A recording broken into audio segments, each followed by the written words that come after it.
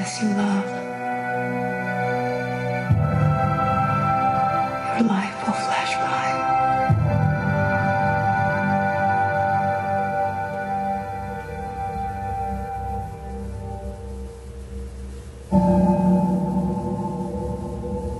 So I'm wondering what your preparation was for this role and how much involvement Terrence Malick had in helping you prepare for the role. He helped me quite a great deal, because I was really nervous about how to play someone that's so full of grace and spirituality. She's the embodiment of that, and I look at myself and I see all of my faults, and I think, oh gosh, how can I play this?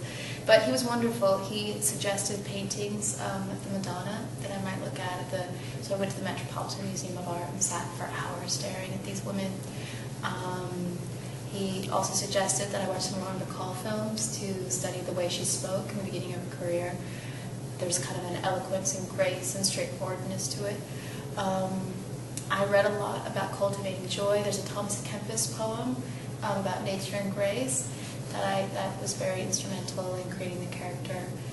I mean, I took 3 months before and really just tried to immerse myself into it. Went to Kansas and hung out on a farm. I really threw myself in. You have to choose which one you'll follow. We're alligators. You'll be grown before that tree is tall.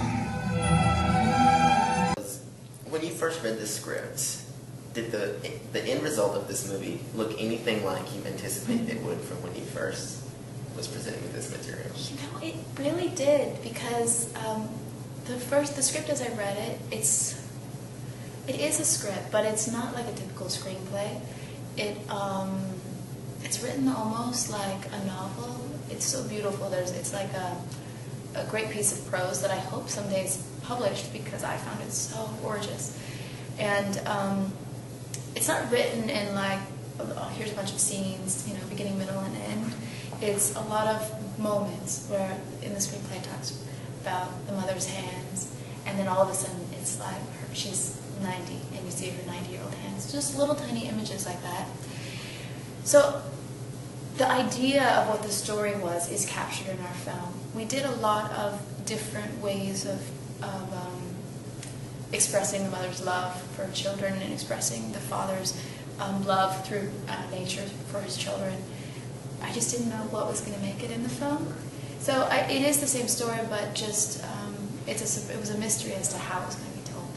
Thanks.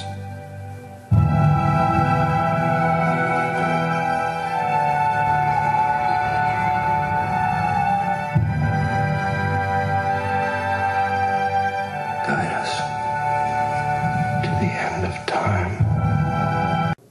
What would your answer be to a viewer who maybe didn't understand the film's presentation compared to most mainstream films? If they ask you that question, I didn't understand this, Jessica, explain this to me, I didn't get it, what would your response be to them? My response is that I think it's a film that asks more questions than it answers, and I don't want to be the one to answer the questions, because I feel like the great thing from what I've been hearing from people, is it means something different to every person. And I think, for me, part of the reason the characters don't really have names. I mean, I'm Mrs. O'Brien and Brad's Mr. O'Brien, and the children, you don't really hear their names that much in the film. It's so we can see ourselves in it, I think. It's not about these are real people in the 1950s. It's more of a metaphor for who we are, and this family is maybe a metaphor of all of humanity. And, you know, if I were to say this is what the film means to me, then it perhaps stops someone from an even better idea of what the film means to them. It takes fierce will to get ahead in this world. Come on, hit me. Hit me.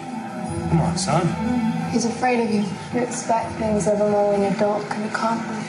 I've just always wanted you to be strong, be your own man. Is there one thing about Texas that you like the most or that you'll never forget? I want to live in Austin, Texas. I love it here so much. Yesterday when we landed, I was like with my driver, and I was like, Whole Foods is right there, right? Okay, and Barton Springs, and Daily Juice, and Casa de Luz. And I really, and Uchi, oh my gosh, Uchi was closed yesterday. No, I love Austin so much. I love the people. I love that Austin's weird, and I love the slogan, keep Austin weird. I seriously would live here, and maybe I will someday.